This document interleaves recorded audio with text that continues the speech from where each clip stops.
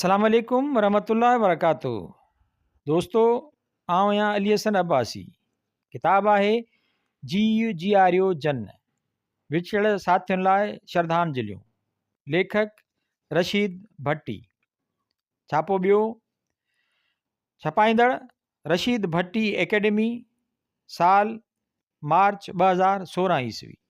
किस्त ॿी, लालण आओ मोटी। सॼे हथ हलजांइ अब्बासी साहब सां कचहरी कंदा हलूं। मूं स्टेशन रोड ते लूण गोदाम वटां लंघंदे ड्राइवर खे चयो हो, ॿी महाभारी लड़ाईअ वारे लूण गोदाम में हींअर आबकारी खाते जूं ऑफिसूं आहिनि। पर साईं, अब्बासी साहब त ड्राइवर कुझु चवणु चाहियो थे, पर हबकी गाॾीअ जी रफ़्तार घटाए छॾे थो। कंधु फेराए मूं ॾांहुं निहारे थो। हमेशह जीअं संदसि निहार मां सम्झी वञा थो त हिन छा चवणु चाहियो थे। उहो त अब्बासी साहब गुज़ारे वियो। हू लूण गोदाम में कोन हूंदो, अल्ताफ़ उते कोन हूंदो, उहो अरबेलो ऐं अनोखो इंसान उते कोन हूंदो। यादि आयुमि, ईअं को पहिरियों भेरो कोन थियो। अक्सर शुरूआती ॾींहंनि में कोर्ट खां मोटंदे उतां लंघंदे अलाए जे छो ख़्यालु ईंदो होमि त यार अल्ताफ़ सां कचहरी कंदो वञा। शायदि उन करे जो संदसि जवान जवान मौत ते वेसा कोन ईंदो होमि। हींअर बि कॾहिं कॾहिं ईअं भाईंदो आहियां। हींअर बि कॾहिं कॾहिं जॾहिं मंझंदि जो देरि सां फ़ोन जी घंटी वॼंदी आहे त सकीना खे चवंदो आहियां, ॾिसजांइ इल्ताफ़ हूंदी ऐं हूअ वरंदी ॾींदी आहे। हक़ीक़त पसंदि हुअण जी दावा करण जे बावजूदि अञा ताईं अदा इल्ताफ़ जी मौत जी हक़ीक़त ते वेसा न आणे सघिया आहियो। ऐं मां हुनखे सम्झाए न सघंदो आहियां त छो की हक़ीक़तुनि हूंदे बि ख़्वाब महसूसु थींदियूं आहिनि, त के सच ऐं साबियाऊं सच हूंदे बि सपना छो लॻंदा आहिनि। हमेशह हुन वेल अल्ताफ़ ई फ़ोन कंदो हो, तकड़ में थोरी ॻाल्हि कंदो हो। मानी न त खाधी हूंदव, अॼु देरि थी वई आहे, ख़ैरपुर नथो वञा, तर्स जो गॾिजी वग़ैरह हणंदासीं। पोइ हू ईंदो हो, डाइनिंग टेबल जी रस्म तकल्लुफ़ बजाए रंधिणे में ई शुरू थी वेंदो हो। फ्रिज मां पंहिंजी मर्ज़ीअ सां खणंदो, चखंदो, छुहंदो ऐं खाईंदो। ईअं ॼण संदसि पंहिंजो घर हुजे। प्यार वारी पंहिंजाइप, मासूम अबहम बालक वारी तड़ तकड़ मूंखे 25 साल अॻु वारो ॿारु अल्ताफ़ यादि अची वेंदो हो। सोचींदो होसि त छो, अल्ताफ़ त वॾो थी वियो, पर संदसि अंदर वारो अबोज अबहम अरबेलो अल्ताफ़ ईअं ई मासूम ऐं अलबेलो रहिजी वियो। ज़माने हालतुनि जी तब्दील छो मंझसि तबियत ऐं सभा जी तब्दील न आंदी हुई। शायदि उन करे जो हिन पाण खे ज़मान ऐं मकान जो पाबंद न बणायो। उहा ई मासूमियत मुर्क, चहिरे ते चहक ऐं दिलि में टहक जा अंबार, उहा ई सॼणनि ऐं संगतियुनि लाइ अथाह उकीर, अकेलाईअ में यारनि लाइ उकंड ऐं उॿाणकाई। अहिड़ी अरबेले ऐं अबहम यार जे मौत ते वेसा कीअं अचे। कॾहिं कॾहिं कंहिं कूड़िया ख़ाम ख़्याल जे सोच ते पवण जी विशफुल ख़्वाहिश त अंदर में उतपन थींदी आहे, पर हिते त दिलि सोचींदी आहे, ख़ुशफ़हमीअ वारी ख़्वाहिश कंदी आहे त काश उहो सच कूड़ हुजे या थी पवे। लूण गोदाम में वञा त उते अल्ताफ़ वेठो हुजे। मंझंदि जो रिंग थियण ते फ़ोन खणा त इल्ताफ़ जो आवाज़ु ॿुधां, पर ईअं कीअं थो थी सघे। ख़्वाहिशूं अजायूं ऐं ख़ुशफ़हमीअ वारियूं ऐं ख़ुदि फ़रेबीअ ते मबनी त इंसानी ज़हन जे सच आॾो शिकस्त जो रद्द अमल हूंदियूं आहिनि, बेवसीअ जो भरपूर इज़हार हूंदियूं आहिनि। ऐं असीं बि सच खां मुंहुं मोड़े हक़ीक़त खां अखियूं ॿूटे अहिड़ी मुशक़त जी यादगार ख़्वाहिशनि वारी दुनिया में रही रहिया आहियूं। तनवीर जे गेस्ट रूम में वञण जो इतफ़ाक़ थियो अथमि। हंधि विछायो पियो आहे, पासे में अल्ताफ़ जी बैग रखी आहे। वार्डरोब में संदसि कपिड़ा लटकाया पिया आहिनि।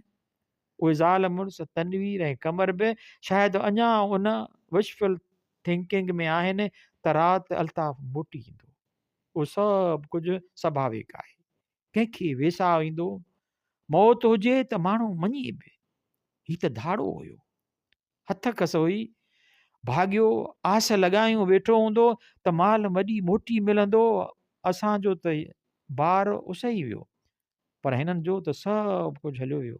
यार, भाउ, पुट, दोस्त, साथी, सबकी हयात मताए हयात, सफ़र जो साथी ऐं सपननि जी साबिया, लाट मां ॿरियल लाट उझामी वई। इंसान रुगो हॾ मास न आहे, मिटीअ जो चाणो न आहे।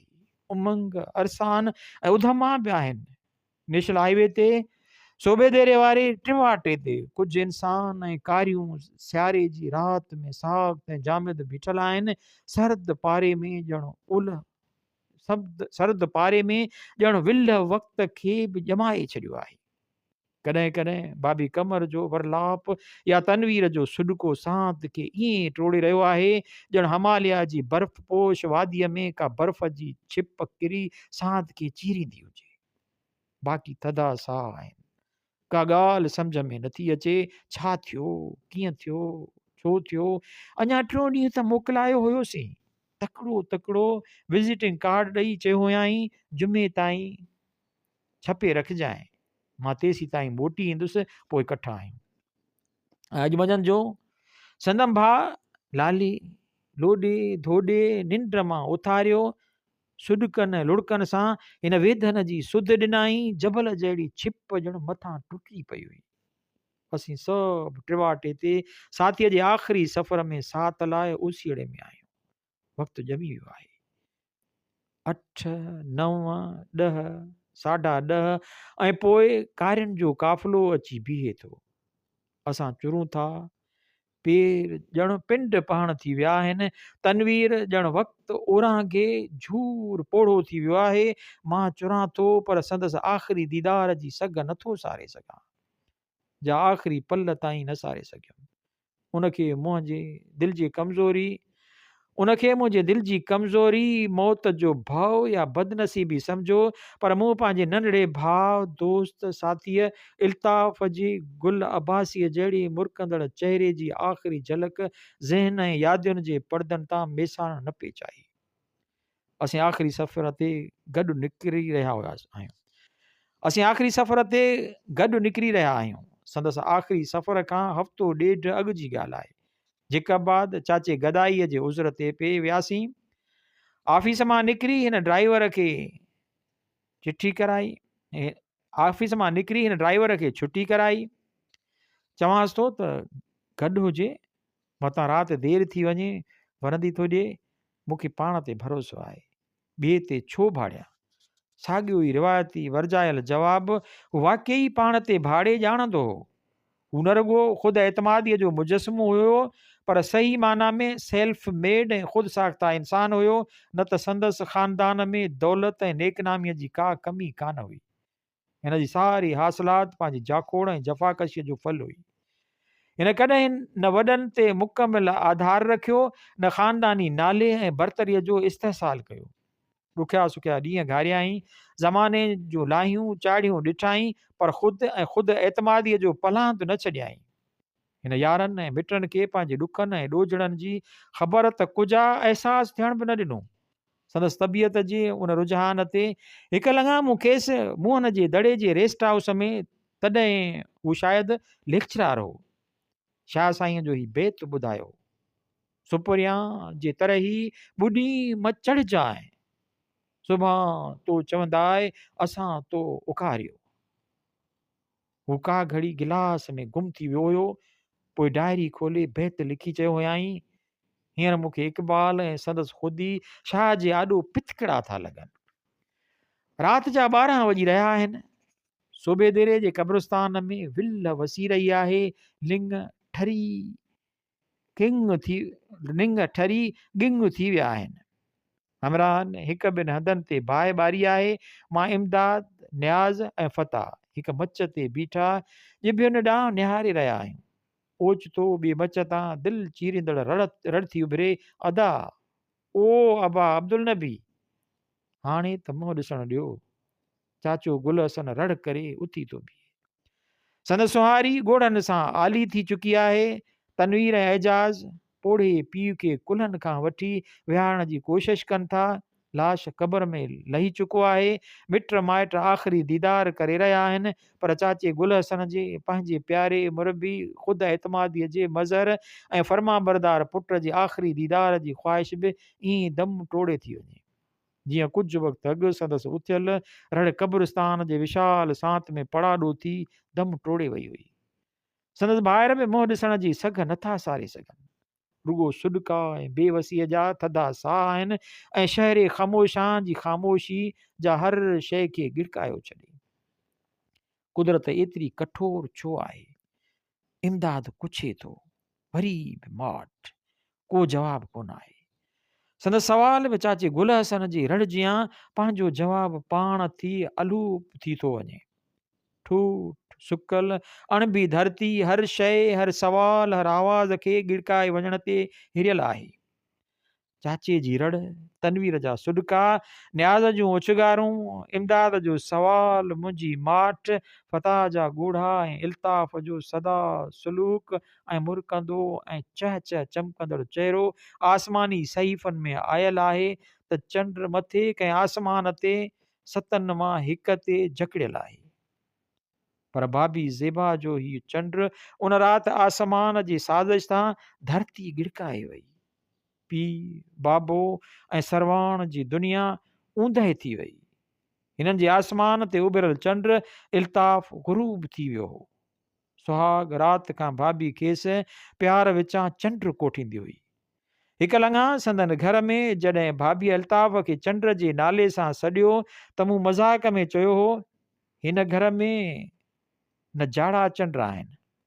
अल्ताफ़ चांहि जी सुर्की भरींदे वराणियो हुयो, असीं त धरती ऐं सिज आहियूं, केतिरनि ई चंडनि खे जनमु ॾियूं था।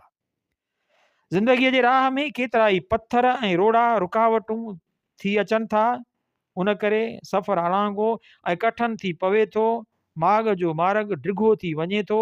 किथे किथे त उन्हनि रुकावटुनि करे ज़िंदगीअ जा काफ़िला रुकजो बि पवनि, पर इंसान मन में मुनवर थी बि महान शयूं आहिनि।